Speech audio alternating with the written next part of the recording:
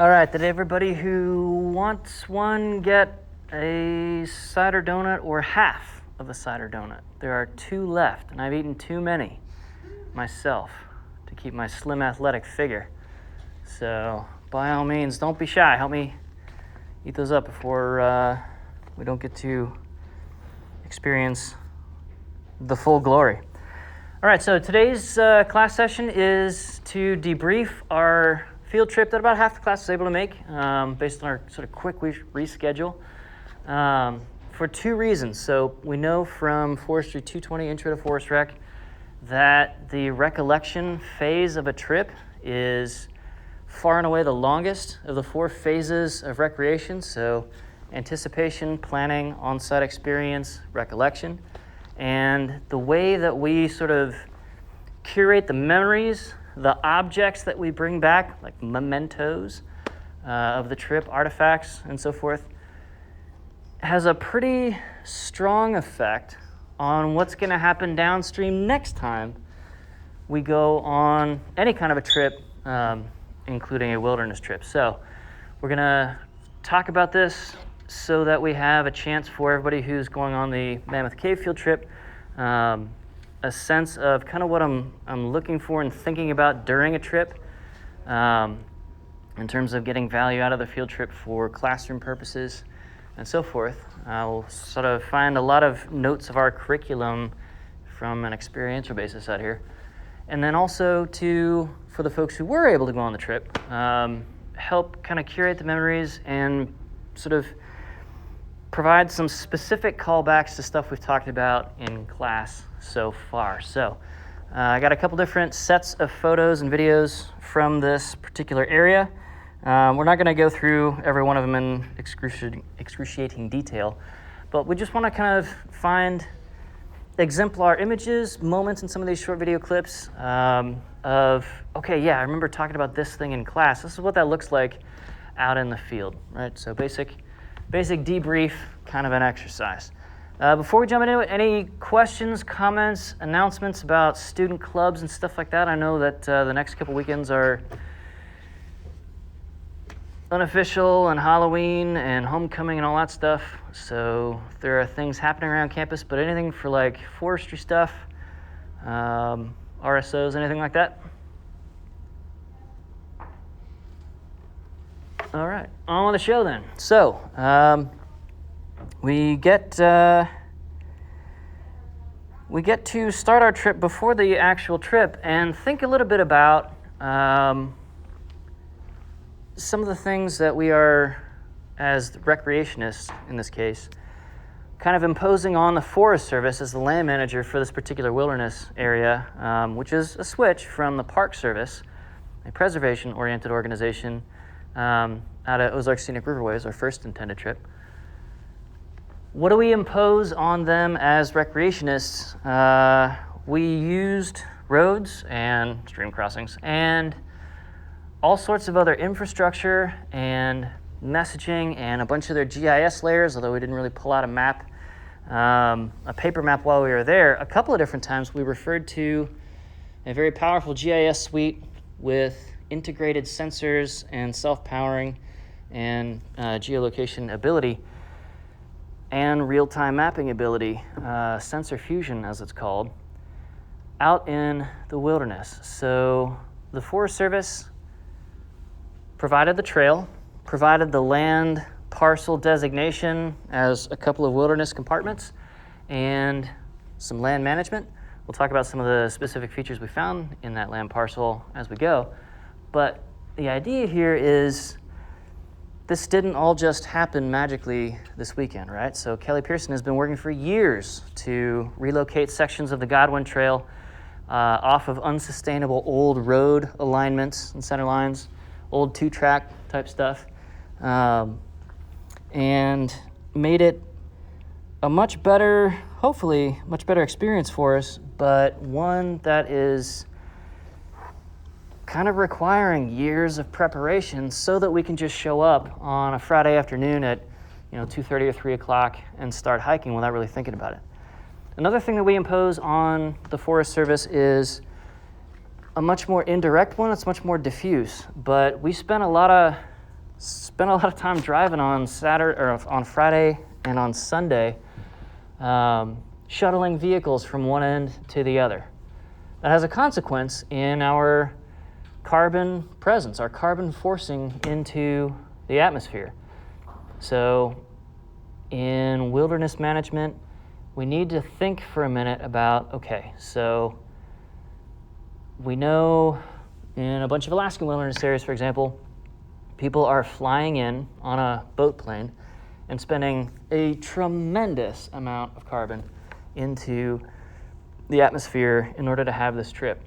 They have a great trip, hopefully, a safe trip. They accomplish what they came to do, and then they go away, and that carbon is, for around the next 80 to 110 years or so on average, still kind of a forcing effect on our climate.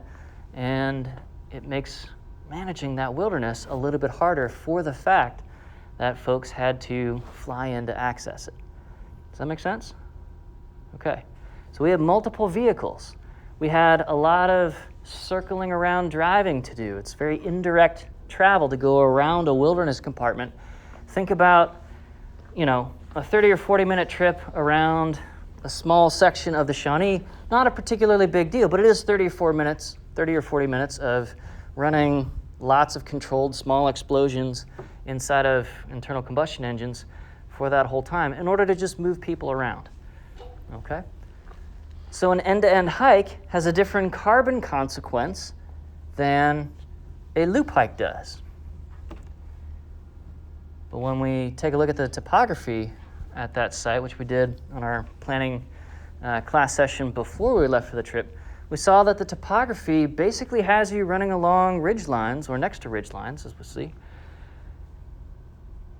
down into Hutchins Creek, and then up onto another ridge line, all the way out to Inspiration Point. So in order to do a loop hike in that area, it's a pretty different mindset. Okay? Now, some of these trail networks in some of these wilderness areas are easily over 100 years old. And they weren't really thinking about carbon forcing for the most part at that time. So when we kind of start off our trip looking at what's this landscape like as we're driving through it, and so forth, what is that landscape forcing our visitors to do in terms of spending lots of energy that's very, very cheap, but very, very dirty in a way? With our on-site design, our trail layout, basically, okay? So I'm not getting after the Forest Service on this. This is at least as much on us. We're the ones choosing to go. We're the ones choosing to turn the crank on these engines, shelling out for fancy plastic equipment. Our tents are basically plastic fabric. Our clothes, basically plastic fabric. It's all petroleum products, right? We are supporting and incentivizing that approach with our modern and late modern approach to how we think about enjoying and using and not taking advantage of wilderness necessarily, but enjoying the advantages of access to wilderness. Okay? So, here's a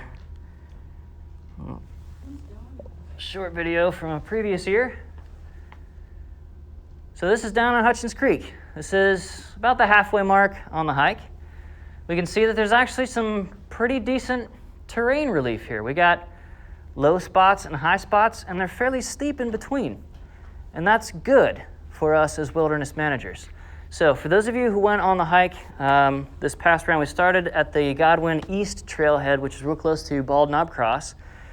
Big road up there, right? People are going pretty fast up and down that road to get to Bald Knob Cross and riding their motorcycles and stuff like that. How quickly did we transition physically, spatially, from a noisy roadside parking lot environment, a loud placed gravel substrate environment, where you can hear every footstep, to a very quiet, no road noise, much more secluded kind of local soundscape? About how long did that take, would you say, according to your own memory of the site? And this is based on topography, land cover, airshed characteristics, and travel characteristics. This is a multifactorial or intersectional wilderness management question. How long did it take us to get from a noisy parking lot to the interior of the wilderness? What sounds like, at least on a soundscape basis, the interior of these two wilderness compartments. About how long did that take, would you say? Not very long, actually. We kind of dropped right into it. The gravel kind of disappeared super quick, and we were Yeah. see the road no more. There wasn't much travel on the road anyway, so we really couldn't hear much as it is. Super quick, all right? So that's a relative term. Let's anchor that with some absolute descriptors. 10 miles of travel, 5 miles, 1 mile, a quarter of 1 mile. Okay. So a matter of minutes, a matter of not millions of steps like getting across the AT from one end to the other, but hundreds of steps. Okay, that's important. So if you take a look at the immediate topography at the Godwin Trailhead east side, we're running right along the edge of a field for more than those first couple of hundred steps. But there's like a 10 to 20 foot berm between us, a wall of earth between us on the trail surface, down partway down the slope, and then you go up the slope and then back down the other side, and you're walking in a grassy mowed field. Okay? That's on purpose.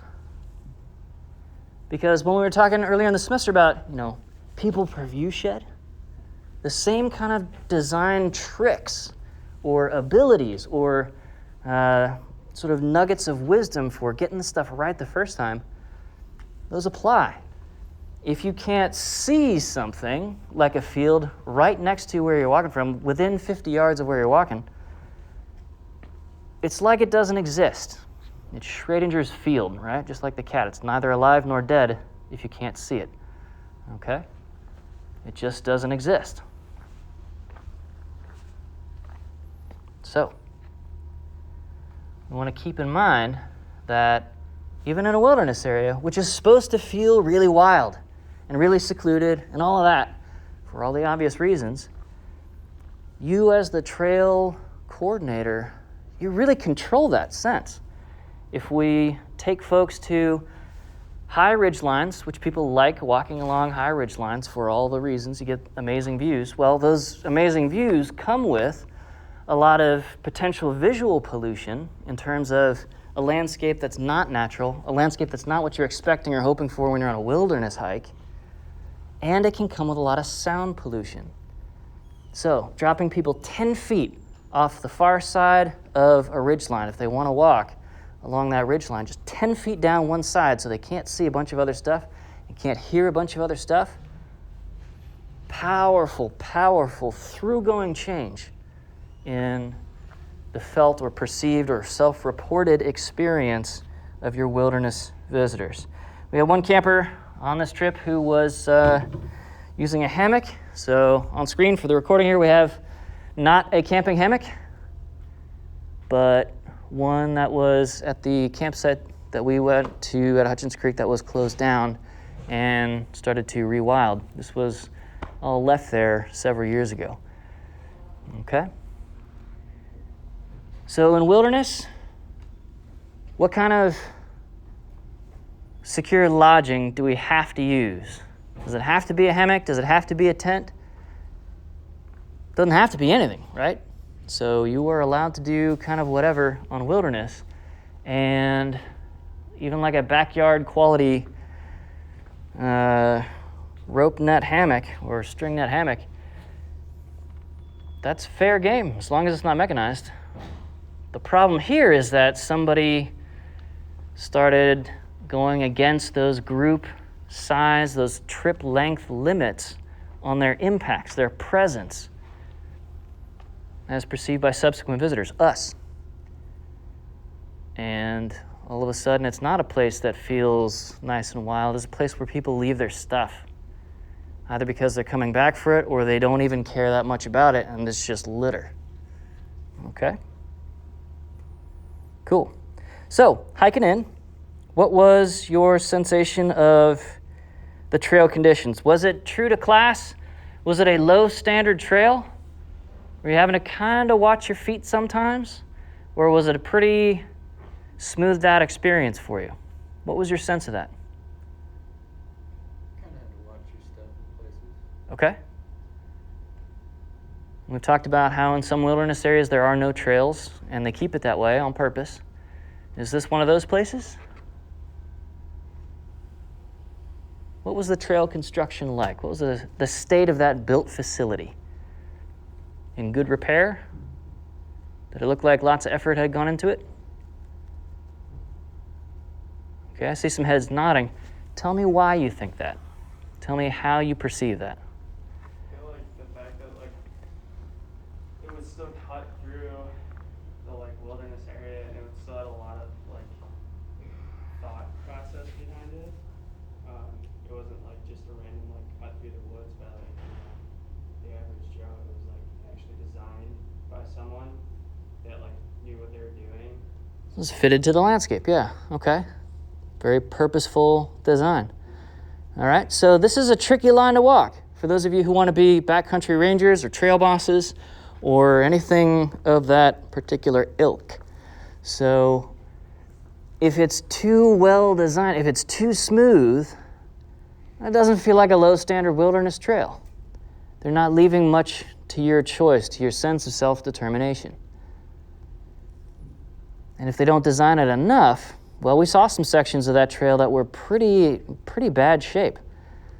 Not in a, ooh, this is cool and wild and rugged, and I'm feeling my chest hair sprout as I walk, and Old Man River, and, let's shave with our axe heads.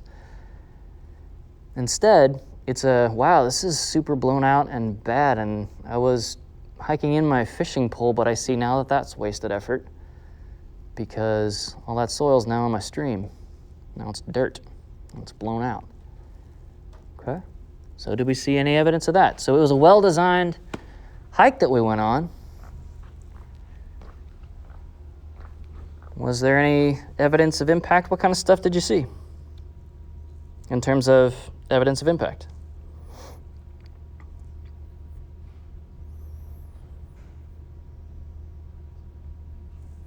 On the west end, after we got up on the ridgeline, there was we were kind of down in the trail was in a deep cut where 10, maybe 15 foot of erosion had taken place. 15 feet of erosion. How tall are most of us? 5, 6 feet? Yeah, so if you're in a rut that's 15 feet deep, that's a pretty frustrating thing for a lot of people because what that 15-foot rut does is it functions like a 15-foot deep stream bed with any level of precip. And we hit some muddy sections of trail, right? But not nearly as many as we would have 25 years ago before Kelly Pearson started relocating a bunch of those really blown out sections, those old wagon roads, those old farm roads, mule paths, stuff like that, very common in this area. A lot of that has been carefully hidden from us. Almost all of that trail that is new construction is within 100 meters of the old section of trail, and if you just sort of look sideways and look for a slit trench running parallel, anywhere from a couple inches to several meters deep, that was the old trail, okay? So it's a lot of work to redo miles and miles and miles of trail in a wilderness area where we're not supposed to be doing a bunch of construction, generally, in order to fix ecological problems from past land uses, okay? So let's take a look at what some of this looks like, okay? So here we're explaining that you don't run a trail right at the crest of a ridgeline running it along the ridgeline because the trail cups out, it subsides. It's a combination of erosion and soil compaction, and it lowers the surface of the trail relative to everything around it, turning it into a stream bed. So yes, you can actually have muddy, blown out, highly eroded situations at the top of the slope because that's where water hits the catchment. So The technique, and it's generally very successful, is to make what's called a side hill alignment parallel to that ridge line. And if it's even 2 inches, a couple of centimeters, 4 or 5 centimeters lower than that ridge line, that means you've got a side slope and you've got somewhere to drain that water instantaneously once it hits the trail, instead of running it along the trail. Okay? So, this is a new section of trail, and it takes into account this function of basic wilderness trail design. Okay. Let's see. Oh, man, I'm that guy with a rotated video. Moving on. So here we have trail braiding. This is a duplicative impact. We have folks walking not in the trail, they're walking next to the trail, and they're making a second trail. And again, this is wilderness. We don't want to be making a bunch of new trail. Even if it's the sustainable design stuff, we're doing the minimum we can to fix the worst problems and prioritizing and working down that list. But where the trail is not providing, well, it's okay to get your feet muddy in wilderness. It's okay to get your feet wet in wilderness. Maybe sometimes people seek it out for that reason, as an excuse to be a kid and kind of stomp around in mud puddles a bit. But a lot of us, we don't want our feet wet. And so we're creating parallel trail sections called braids as these duplicative impacts. And they spread, and they spread, and they spread. It's like glitter or herpes. It just keeps going and burns its way throughout the entire area. So in 220, we talk about how if you look at aerial or even satellite now photos of places like Kruger Wildlife Reserve in Africa, where folks go on safari, there will be one low spot in the dry dirt double track of the African savanna, and mud puddle right there, and folks drive around that, and then they'll drive around where they drove around, and then they'll drive around where you drive around where you drive around, and so forth. And even years ago, some of these spots have 40 or 50 parallel tracks around one little mud puddle. Like, we're all scared of the mud puddle. Okay? So this underscores the need, because we don't have a lot of other trail surfacing options. It's a huge amount of work to pike a trail in a low, flat, poorly drained area. That is, build it up so the surface of the trail is an earthwork bridge, basically, or boardwalk, that is kind of the only well-drained thing in otherwise kind of swampy or hydric soil. So where we have this, our visitors are telling us where we need to do this next. So one of your basic fundamental annual exercises for your trail crew on a wilderness area is to get out there and walk the trails with a GPS or with a paper map. It works just as fine either way. And do what's called a problem assessment method instead of an intensive point sample or other method. Okay?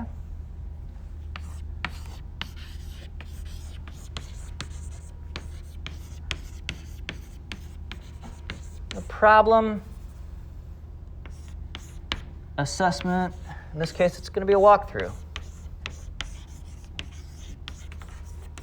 So your boss is going to tell you, eventually you're going to be the boss, and you tell your trail crews while you stay in the office and write a bunch of grants, hey, I need somebody to get out there with a GPS that can collect data, not just log positions, but collect information. Like a survey-grade GPS, a Trimble, or one of those tablet-based ones, where you can mark the start and end of every segment in this trail network in Bald Knob Wilderness area, Clear Springs Wilderness. I want to see a color-coded map of muddy. I need to fix those, or we're going to get more of this. That is, more trail braiding, more soil deposition, more really dangerous pathogens for horses if they're on your trail. Stagnant water here in southern Illinois collects a whole series of different pathogens that make it very unsafe for those horses to drink that water, which is a very normal thing for horses to do because horses, they cycle through a lot of moisture, they cycle through a lot of feed, they don't digest stuff very well, they got to eat a lot to get a little bit of nutrition out of it. So I need to know, for the safety of my horses, for the safety of my visitors' horses and my pack mules that are carrying your trail working tools, where is it muddy? Where is it accumulating water that's not flowing? And where do my trails interface with that? We saw a little bit of this out there too. What about sections of trail that are collecting cobbles or loose coarse fragments? Cobbles are a specific form of loose coarse fragment that are generally river tumbled or beach wave action tumbled in the course of a cobble beach. Like in the northeastern United States, for example, a lot of cobble beaches up there instead of sand beaches. I need to know where my trail is cupped out and eroding so much that we are removing the stabilizing matrix of soil around these coarse fragments, and the trail is collecting them, and folks are having to walk or ride across that on their horses. Particularly dangerous for horses, but a busted human ankle is a pretty bad deal too. Okay? I want to know where there are braids. Braids are commonly associated with muddy sections, but not always. So how many times, for those of you who were on the trip, how many times on a single walkthrough from one end to the other, we went back and forth a little bit, on a single walkthrough, did we have to detour off the main trail and take a braid around some kind of obstruction that had fallen across the trail, for example? How many times would you just ballpark number? How many times had a tree fallen on the trail and nobody had bucked it up or anything like that to reopen that section of trail? How many? Like twice, from what I remember. Oh, at least, yeah. Okay. Twice that. So we went not a ton of miles, and this is something that we ran into multiple times in those not huge number of miles. Braids are duplicative impact. So if somebody's going around a tree, they're doing it in the most immediately perceptibly efficient way, not the most sustainable way. They want to get around the trail and get around the obstacle, and then back on the trail and keep on moving, right? We're fairly goal-directed in our travel in wilderness areas. Some would say that's unfortunate, but it is kind of how we think. Goal-directed. I'm trying to get from point A to point B. Let me just get around this tree and back on the trail, and we'll keep on going, okay? So where are muddy sections? Where are cobble section? Where are braids? And like braids, but a much more difficult and annoying problem,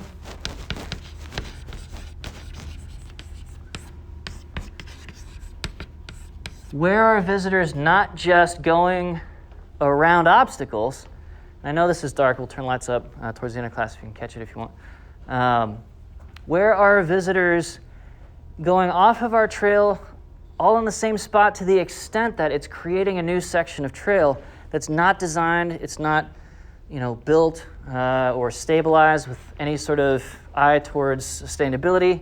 It's, again, goal-directed behavior where people feel like the official or formal trail network is not satisfying our motivation, not scratching that itch for why I came. This is very common to find side trails to rock climbing sites in a wilderness area. It's a huge one for the Shawnee.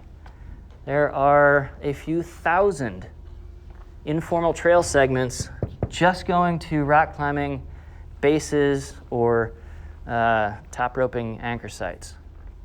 Thousands. Okay? And to the extent that rock climbers in wilderness areas are pretty goal-driven, they're carrying maybe big crash pads or heavy bags full of gear and harnesses and PRO or PPE, personal protective equipment, like stick clips and carabiners and all that stuff, control rate descenders, whatever. Those informal trails are typically going straight up the slope from the formal sustainable trail, which is most likely contouring, staying iso-elevational-ish. We're climbing, we're dropping fairly gently on the landscape in a series of rolling turns. We have exactly the opposite, and we're creating a stream channel with each one of those informal trails that is, by definition, dumping onto, by its junction, onto the formal trail system. And now we've got an extra tricky drainage and muddiness management problem. So informal trails lead to some of these other things. I want to know where those are. If I'm the trail boss on the Shawnee for wilderness, or the trails coordinator, as the title goes. Okay.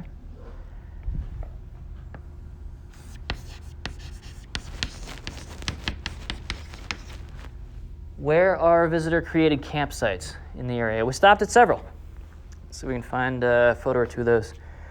Let's see. Yeah, here we go.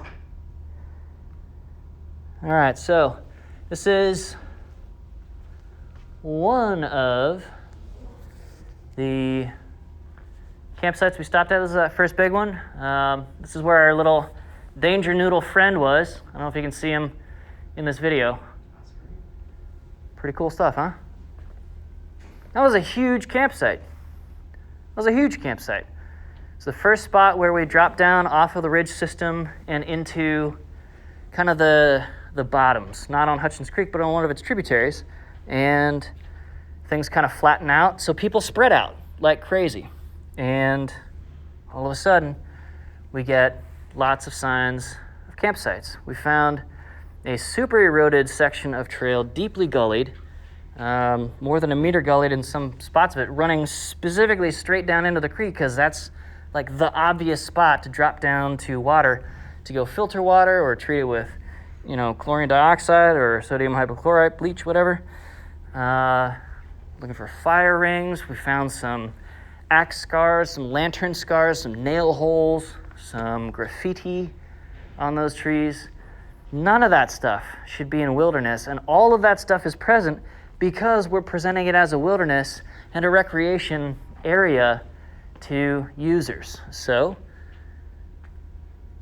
from the trail boss, I need a marked up and annotated map with geo-referenced campsites, and then some information on what kind of state are they in. So a problem assessment is continuous along the trail system, marking features along the way. Okay. A second kind of assessment that we're going to use for trails and campsites is condition class. Quick 0 to 5 scale, typically for the U.S. National Park Service and for the U.S. Forest Service. They both use this system in slightly different ways. Condition class 0 for a trail would be barely discernible, discontinuous, still in the process of getting walked in the first several passes, because it's the first 100 visitors along a new trail that create the most damage, not the last 10,000. So, in a single word, we might call it faint. Down at the other end of the scale, a condition class 5 segment of trail between any two intersections, or just a spot where it changes sharply from one condition class to another, we'd have gully erosion. For those of you who are Forest Watershed folks and disciples of Williard and Schoonover, you'd call these CFPs, concentrated flow paths. This is a stream bed that started life as a trail. That's where those cobbles are going to collect. Informal trails are very, very strongly, typically, in my field experience, biased towards condition class 3, 4, and 5. Condition class 3 is, I'm starting to see some signs of active erosion here and there. Some roots exposed. It looks like rocks are starting to grow up out of the surface of the soil as we shave off layers of soil particles and expose them. So 3, 4, and 5, you've got a real problem. Gully erosion is a self-reinforcing process. It's a positive feedback cycle like we talk about in some other classes. So once it hits 3, we're off to the races, man. Here we go. Okay. So with a condition class, now I know not just the location from my problem assessment map, my color-coded map of Where do I got muddiness? Where do I got cobbles? Where do I have braids? Where did you find campsites and formal trails? And the smart money is on marking campsites that are visible from the trail, because over and over and over and over, we find that people have no idea about amazing campsites if they are not in line of sight of the trail. The likelihood of somebody just randomly turning left or right off the side of the trail and walking orthogonally at a 90-degree angle from the trail and finding a campsite, and then the next person finding the campsite and also hitting that campsite, hammering it, impacting it, making it open, damaging the vegetation, starting to sort of tip it towards erosion. Very, very low likelihood. Very, very low. But for a campsite that is right there next to, yeah, well, we got the opposite problem. Everybody's stopping there, okay? Dang, I gotta rotate that one too. Okay. So, mossy bryophyte, non-vascular vegetation. Down in the stream bed area, down in the lowest hydrologic terrace above the actual channel. Very, very soft. Very, very not resistant to impacts. Very not resilient from impacts. Can't spring back and grow back easily. So we see a lot of holes, okay? These are characteristic patterns of impacts. So a condition class for a campsite runs the same way. 0. Maybe used a couple of times in the last 5 years. Maybe. But we're going to mark it on the map just to come back to it in a couple of years to see. Is it getting better? Is it getting worse? What's the trajectory of this place? We don't really care about the condition of anything in any given moment in isolation. It just doesn't matter. We really care about the direction that it's going. Is it renaturalizing, revegetating beautifully by itself back to a native plant community? Is it supporting high-quality habitat function? Awesome. Or is it the exact same condition as one that's revegetating beautifully, but it's going the other way? It was supporting an awesome local natural community, ecosystem services, etc., but it is dying back. It is getting compacted. We're seeing damage radiating out from the center of that campsite in all directions. Okay, so condition class 5 campsite typically has litter, fire scars, higher density of observed rodents, and therefore a higher density of observed rodent predating herpetoids, snakes. Lots of, usually not a lot of concentrated flow path erosion unless people are trenching, which was an old school not leave no trace thing where you dig a slit drainage trench around the outside of your tent so that at night, if you got a real gully washer storm, like a gully is bad in the first place, but gully washer storm's even worse, that water, which would flow overland under you, is now captured by that slit trench and drained away from you. It's basically a tile drain for your tent, for those of you who grew up on farms. All right, so a faint opening in forest understory vegetation, in the forest forbs, the non-woody vegetation. Not too bad. Probably if I visited it in 5 years, I might guess that it's not even been used in those past 5 years. Condition class 5 campsite, really bad shape. Tends to be real close to the trail, tends to grow and grow and grow and grow, just like trail braids grow and grow and grow and grow around a muddy spot. Campsites do the same thing, but it's not a travel corridor, it's a land on it and trample the same spots over and over and over as you go back and forth to get water and cook your food and play bags, whatever people do these days, I don't know. Okay, so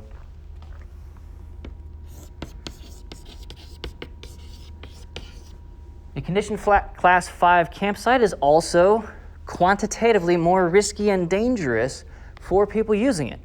Because as we compact the soil around a campsite, as we sheet erode the soil away from a campsite, as we expose roots, as we leave our hatchet in the trunk of a tree, especially if it's a thin-skinned tree like a beech or birch, something like that, easily incised right down through the cambium into the heartwood with a single just light hatchet strike to embed the hatchet and leave it there for a couple hours. Well,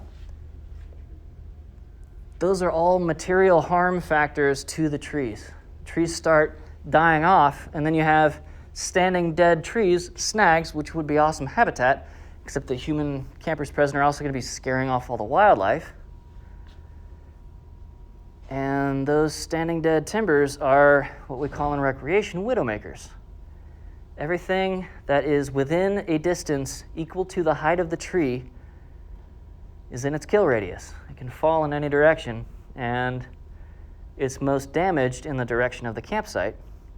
So we are predisposing that tree to land on top of whatever tent happens to be there 10, 15, 50 years after that damage started to that tree, whatever time interval it is. But it doesn't have to take 50 years. We can start killing off trees in less than one season with people aggressively refusing to leave no trace. Okay? How many other people did we see the whole weekend while we were inside the wilderness? Not at Inspiration Point. One couple. And we saw them for about how long? 30 seconds? Okay, right on. So let's say we're just going to the nearest round number, 10 miles of trail. We saw 2 other people in one group for about 30 seconds total. So if we calculate out the numbers, our people per view shed is going to be minuscule. It's going to be a tiny, tiny, tiny, like rounding error sized fraction of 1. So that's good. That's a success. How did the U.S. Forest Service help us with that? Keeping in mind, we did not see a single forester aside from passing a couple of vehicles on the road.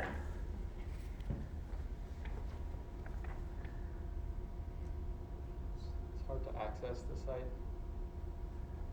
Long drive, kind of crappy roads. Yeah. Small parking lots. Small parking lots. Long drive on purpose. Yeah. Gravel roads. Kind of on purpose. Yeah. If we improve those roads, great. But expect more use. For sure. Especially over on that western edge. For sure. And would it have mattered if you guys were going in the same direction with 2 people and you kept, overpassing each other, or were they going opposite direction of you guys? That's exactly right. So they were going the opposite direction of us, and they were day hiking, right? They did not have packs on. They were moving light and fast to get from one side to the other. We did not see them at any point later, so they didn't double back upon hitting Hutchins Creek. I think they hiked through.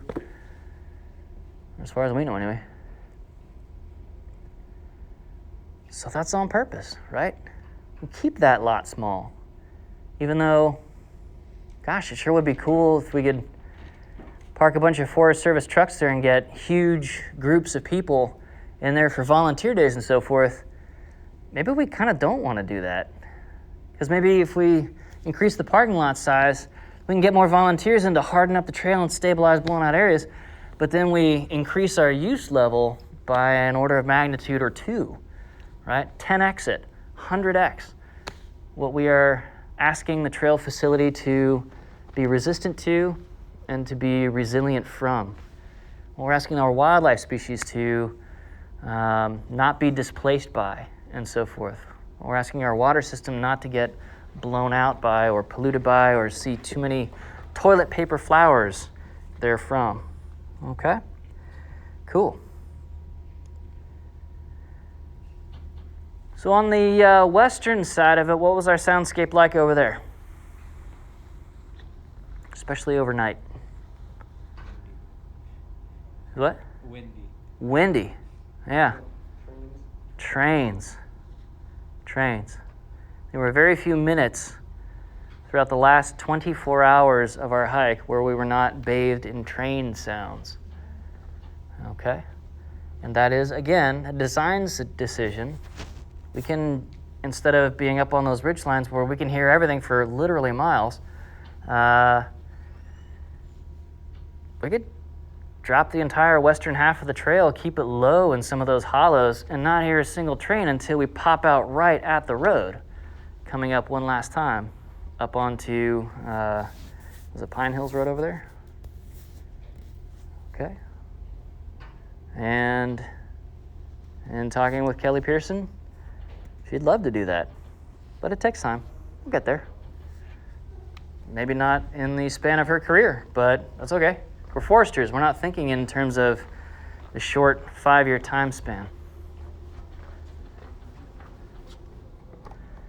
So we didn't get as much time while we were out there as we would have liked for things like getting after some of the primitive skills and so forth. But if we had wanted to, did we have kind of the space to just kick around and try some things? Yeah, for sure. Did we see any evidence of potential misuse of the area? Intentional bad behavior? We would call this depreciative behavior in the business because we don't appreciate it. It lowers the value of the place, it depreciates it. We see any evidence of people aiming to misbehave, to quote the old Firefly sci-fi western show? A lot of garbage at Odie's place. A lot of garbage at Odie's place. Okay. Found a glow stick, used a glow stick. We found a Coca-Cola from, 2015 was it? Still in the bottle. Some feed bags, some steel cables that people had put up and left up long enough that the trees were injured by it and growing around those injury sites. Okay. Yeah, so we have some options on that. We talked about that while we were on site. If you are the U.S. Forest Service and you're concerned about folks misbehaving at Odie's place, which is an archaeological site, there's that cemetery nearby. Don't want people desecrating graves. That's no bueno. Lots of Stephen King novels start that way. What are our options? We'll kind of end on this in the last kind of 2 minutes. What are our options in that case where we come across Odie's place in our annual patrol doing problem assessment and condition classing? In another class, we'll talk about a third method called point sampling, which is much more intensive, get a lot more rich data out of it. What are our options if people are misbehaving in Odie's place? Remember from our conversation? More speculation from anybody else? Like one of the more aggressive approaches would be to like lock the gate or maybe drop some trees in the trail or something of that nature. Lock the gate. Lower access, limit use is the big strategic name for that. Drop some trees in front of the campsite that was problematic and full of litter and block the line of sight to it from everybody walking right there, and people walk right past it without thinking twice about it. Put somebody out there in a ghillie suit, direct interdiction. Man, that's pretty fun stuff. You put the fear of God back in people. Like, oh man, we're being watched out here? My God. So we can interdict. That's a form of modifying use by throwing people in jail. We can educate users. We can't put signs up at Odie's place necessarily, but yeah, at those trailheads. Hey, we've got some archaeological sites. Some families that are still in this area have some real meaningful connections with this horse camp. We'd really appreciate if you leave no trace there. That doesn't work super well, but it does kind of put a different bug in people's ear than the we were talking about lean and scissorp on the trip. It does help folks think about that space as useful for something other than a spot to go drink nasty cough syrup type drinks and so forth. All right, we'll end with that. We're out of time. We'll see you Monday. I think we definitely do have class on Monday, right? Cool. All right. I will see you guys and gals then, and hopefully we can circle back and talk about some of this indigenous folks stuff on that day as well. All right, cool. See you around.